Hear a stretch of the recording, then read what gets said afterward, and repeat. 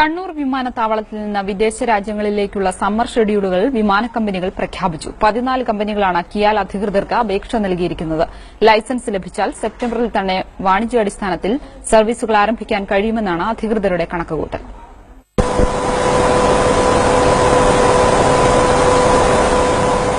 UDF സർക്കാരിന്റെ കാലത്ത് മട്ടന്നൂർ മൂർഖൻ പറമ്പിൽ പരീക്ഷണ പറക്കൽ പൂർത്തിയാക്കിയിരുന്നു.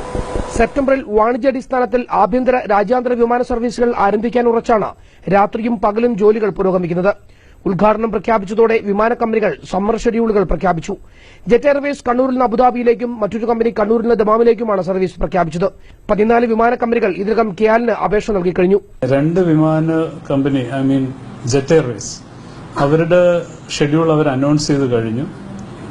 Kannur to Abu Dhabi summer schedule അവർ അനൗൺസ് ചെയ്ത് കഴിഞ്ഞു. അപ്പം അതുകൂടാതെ രണ്ടാമത് ഗോ എയർ കണ്ണൂരിൽ നിന്ന് ദമാമിലോട്ട് ഷെഡ്യൂൾ അനൗൺസ് ചെയ്ത് കഴിഞ്ഞു. കിയാൽ നൽകിയ അപേക്ഷകൾക്ക് DGC ഓഗസ്റ്റിൽ അനുമതി നൽകിയാൽ സെപ്റ്റംബറിൽ തന്നെ ആഭ്യന്തര രാജ്യാന്തര സർവീസുകൾ തുടങ്ങും.